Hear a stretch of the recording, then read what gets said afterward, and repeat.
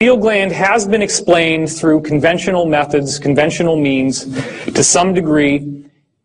They have figured out what it does by looking at how when light strikes your retina, there's a little nerve system here called the preganglion sympathetic neurons, and they move through, and the light transitions itself into your pineal gland, okay? When the light goes off, it signals electromagnetically to the pineal gland that it's time to go to sleep, which then secretes melatonin into your cerebrospinal fluid, which activates the whole brain's sleep mechanism, the whole nervous system, okay? So the pineal gland is very much associated with going to sleep. Well, that makes sense because when you go into a mystical state of consciousness, typically you have to go into a very meditative, very zoned out, very relaxed Zen type of consciousness. That's not an accident. So again, if therefore your eye be single, your whole body shall be full of light. So when you cut off the light on the outside, the light opens up on the inside. That's the melatonin mechanism. Well, the pineal gland is activated when light goes out. Jesus also said the people who sat in darkness saw a great light, Matthew 4:16. Again, the idea that it's only when the light goes out and you can activate your pineal gland that you have the full access to this knowledge. So the pineal gland also secretes another chemical. This is more recent research called dimethyltryptamine, or DMT. It's becoming increasingly popular in the New Age circuit now that people are taking these South American potions like yopo and ayahuasca, which is the one you're probably more familiar with. The actual dictionary definition of what DMT does is that it includes profound time dilation, time travel. This is when you're accessing the time field, right? Time is three-dimensional. It's no longer linear. You can shift time. Journeys to paranormal realms. That's like those fairy circles, the gnome circles, right? And encounters with spiritual beings or other mystical transdimensional modalities. All right, so there's the shape of it once again. Now, what's the big secret? The interior is filled with water. How does that seem like a big secret? Who cares? Why would it matter that there's water inside the pineal gland? Well, those of you who were here yesterday know the answer. The interior of the pineal gland, the water flips in and out through time-space. We'll get to that in a second. The problem that most people are having is that the water calcifies as you age. In fact, that's how they're able to figure out if your brain has a tumor when you're getting an MRI. Most people have this chunk of calcium in the center of their brain which looks white on the MRI or on an X-ray. And if that little guy is off to one side, why is that? Think about it. Because what? Tumor is pushing on the brain and it knocks it off of alignment. So our pineal gland is actually supposed to be used for transdimensional access, but instead what's happening is that we're calcifying it by our diet, by the use of fluoride in our toothpaste, fluoride in our water, by drinking too much soda, carbonated beverages, too much refined fats, refined sugars, refined flours, white flour. Anything in moderation is okay. I'm not saying you got to go on a totally Spartan crazy diet. But this calcification is also what the Bible calls the mark of the beast. The mark of the beast is on the forehead, right? Does everybody remember that from the Bible? And what was it supposed to mean? It's supposed to mean that you're captured in the grip of materialism. Well, that means that you don't have your spiritual access open. That's the symbolism. The symbolism is when you look at the chakras, you actually see a dark spot up here. So that's where that comes from. Now this is where it starts getting very, very strange, okay? If you haven't already been blown away, this is where it should start to change your consciousness.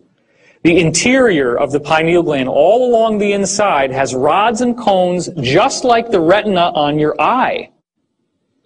Do you think that maybe when they called it a third eye, that they knew what they were talking about? Do you think that an eye must have a cornea and a lens and all this vitreous fluid in it like we have? The fluid is there, but you just got the retina. So there's something that appears to be happening inside. It's like there's a little television in here. And you can actually get audio out of it, and you can get video out of it, and that video feed is being picked up by the rods and cones, and that's your imagination. That's the mind's eye. You actually have a retina. Have you noticed that when you visualize something strongly enough, that you really do see it? You can close your eyes, but you're still seeing things. This is where it's coming from. Now, some of it obviously can happen in the mind. I'm not saying that everything that you think is showing up inside this little gland here.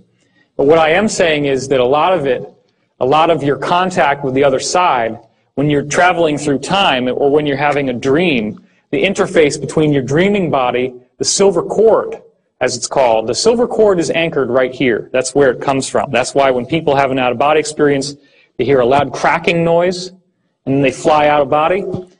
The crack comes from right in here. So, the answer to why this works is that there is an electromagnetic shield that is created when the light goes out.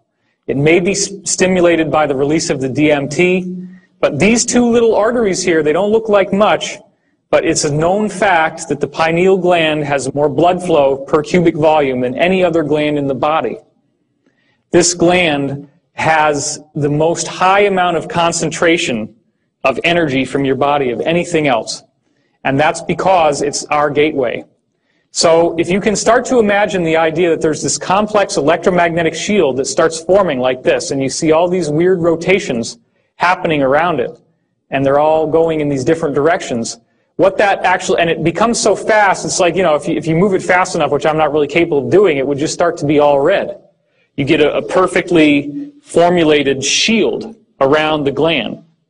When you do that, you have now shielded off all of the electromagnetic, gravitational, and otherwise, well, not gravitational, but all the electromagnetic, the radio waves, all the energy that gives us a reference in space-time.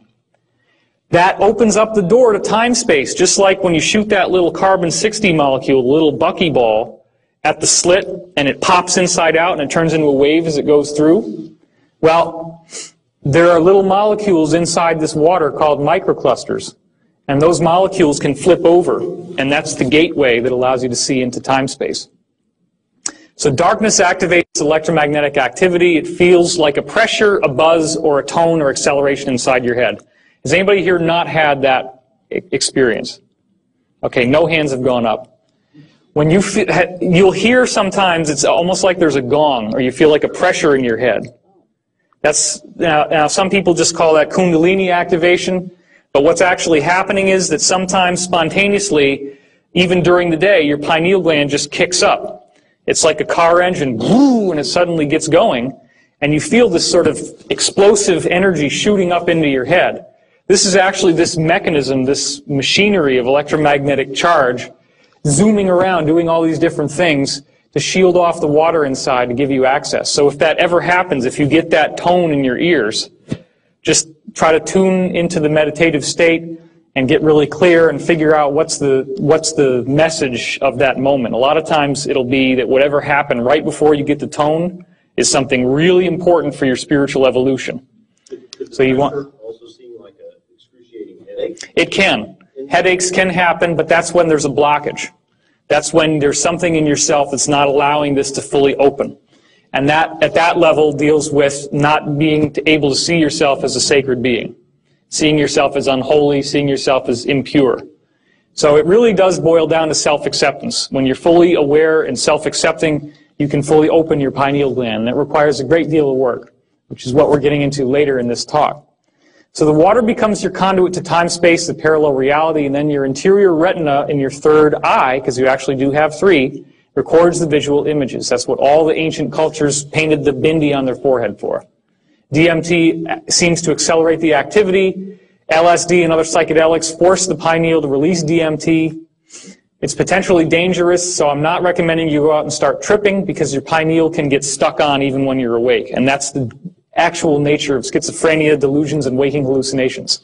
There have been multiple studies that have been done proving that shamanic visionary experiences and schizophrenic hallucinatory experiences are almost identical.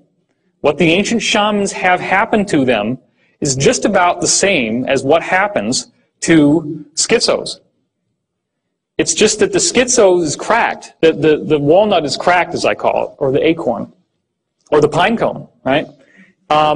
If you have some of that electrical activity that doesn't know when to shut off, which could be also the melatonin, right? When the melatonin kicks out, it's telling you to go to sleep, that's what starts to fire up this engine. It's only when the DMT kicks out a little bit that the engine goes into full steam. But that's usually only after you fall asleep. But as you start to fall asleep, the melatonin starts to rev up the engine. Well, a schizophrenic doesn't get enough sleep. That's one of the things that every study has shown about schizophrenia. They are insomniacs.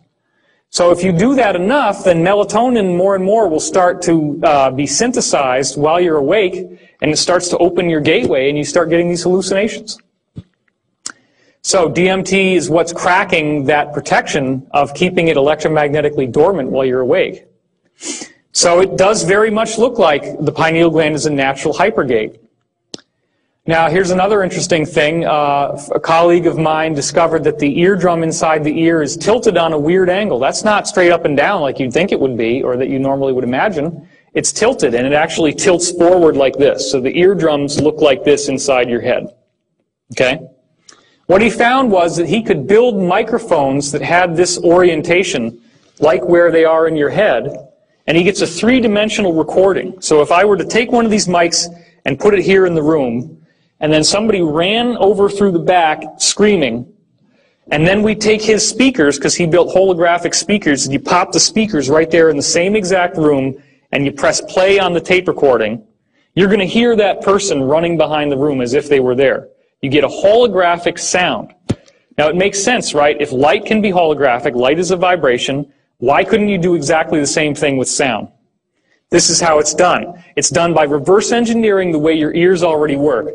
Because the human ear has a better three-dimensional tracking system than any other creature. The only creature that even comes close is the owl, which obviously for the hunting purposes.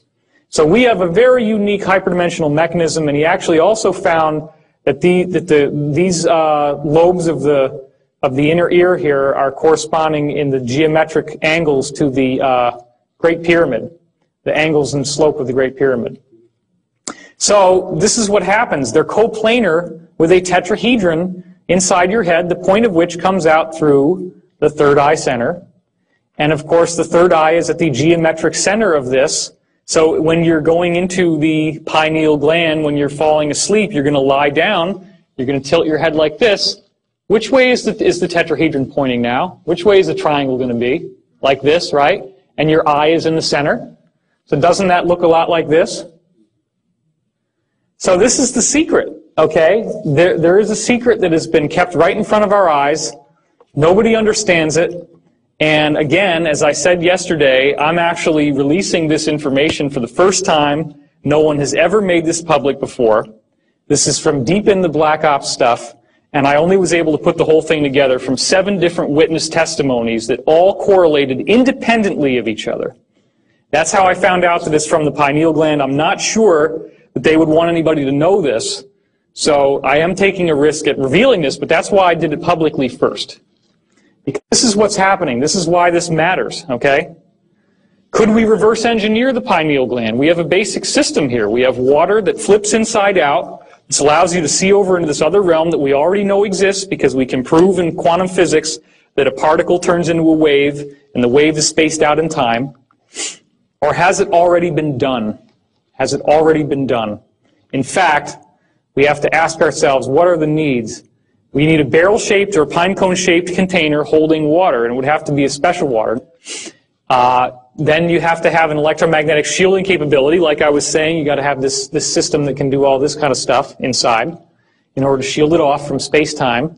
You have to be able to fine-tune the fields because, as it turns out, how these little vibrations run has everything to do with where it goes. It's like Google Earth. Everybody here use Google Earth? You ever seen it? You can click on something and you zoom in on it. Well, that's what the fine-tuning of these fields does for you. It actually is like coordinates, latitude, longitude, and time. Then you need some kind of method to pick up the visual images. Now, normally in the pineal gland, you do it with the retinal tissue, but you don't have a retina when you're dealing with a machine, so what do? Well, what does a television use? It uses a cathode ray, right? It's a little thing that shoots onto this surface, and the electrons strike the surface, and they glow. Well, an ionized gas is going to glow if you strike it with this energy. So why not squirt an ionized gas in the middle, and then that might pick up the visual images?